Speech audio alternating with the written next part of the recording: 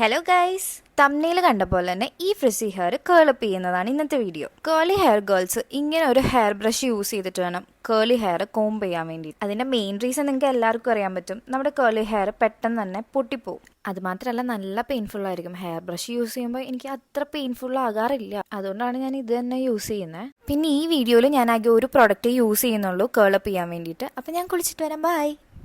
അങ്ങനെ എൻ്റെ കുളി കഴിഞ്ഞ് ഇങ്ങനെയാണ് എൻ്റെ ഹെയർ ഇപ്പം ഇരിക്കുന്നത്. ഇതാണ് ഞാനിപ്പോൾ യൂസ് ചെയ്യുന്ന ഒരു ക്രീം.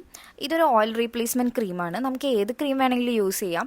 ഹിമാലയയുടെ ഹെയർ ക്രീമോ ഏത് ഹെയർ ക്രീം യൂസ് ചെയ്യാം. ഇതിൻ്റെ ടെക്സ്ചർ ഇച്ചിരി ലൂസാണ്. ഞാൻ യൂസ് ചെയ്യുന്നത് അബ്രോഡിൽ നിന്ന് കൊണ്ടുവന്നതാണ്. ഇവിടെ അവൈലബിൾ ആയിട്ടുള്ളതിൻ്റെ ലിങ്ക് ഞാൻ ഷെയർ ചെയ്തേക്കാം. രണ്ട് കയ്യിലും സ്പ്രെഡ് ചെയ്തിട്ട് നല്ലപോലെ സ്ക്വീസ് ചെയ്തുള്ള മെത്തേഡിൽ വേണം നമ്മളിത് സ്പ്രെഡ് ചെയ്ത് കൊടുക്കാൻ വേണ്ടി. ഫുൾ ഇതുപോലെ തന്നെ അപ്ലൈ ചെയ്ത് കൊടുക്കുക. ഫുൾ സ്ക്വീസിങ് മെത്തേഡിൽ വേണം ഇത് അപ്ലൈ ചെയ്യാൻ വേണ്ടിയിട്ട്. അതുപോലെ തന്നെ വെള്ളം കളയുമ്പോൾ ഇതുപോലെ തന്നെ 2 മിനിറ്റ് ഹോൾഡ് ചെയ്ത് സ്ക്വീസ് ചെയ്ത് കളയുക. ഇത് സ്കിപ്പ് ചെയ്യാൻ പാടില്ലാത്ത ഒരു ഇമ്പോർട്ടൻറ്റ് സ്റ്റെപ്പാണ്. ഫ്രണ്ട് ഹെയർ പാർട്ടീഷൻ ചെയ്ത് സ്റ്റൈൽ ചെയ്യുക. നമ്മൾ എത്രയൊക്കെ സ്റ്റൈൽ ചെയ്താലും ഫ്രണ്ടിലെ ഹെയർ പെട്ടെന്ന് തന്നെ സ്പ്ലിറ്റ് ആവും. കേളി ഹെയർസ് ഉള്ളവർക്ക് അറിയാൻ പറ്റും, പെട്ടെന്ന് തന്നെ സ്പ്ലിറ്റ് ആയി അവിടെ മാത്രം കുറച്ച് വൃത്തികേടായിട്ടിരിക്കണ കാണാം.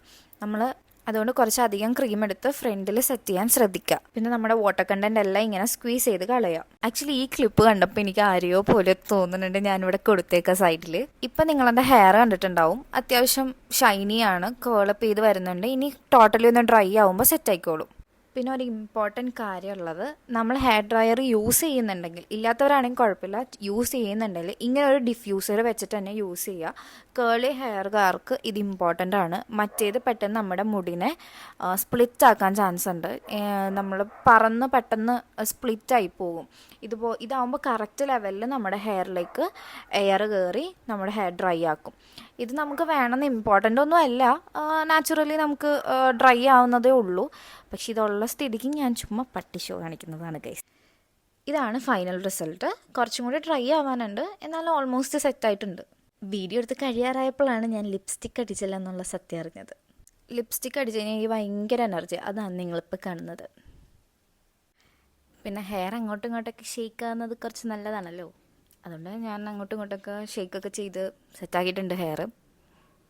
എവിടെയെങ്കിലും ഹെയർ ഒട്ടിക്കിടക്കുന്നുണ്ട്, ഇങ്ങനെ ഒന്നും ചെയ്ത് കൊടുക്കണം, അത് മറക്കരുത്. അപ്പോൾ ഇതാണ് ഗൈസ് ഫൈനൽ റിസൾട്ട്. അപ്പോൾ ഇനി അടുത്ത വീഡിയോയിൽ കാണാം. അപ്പോൾ ബൈ.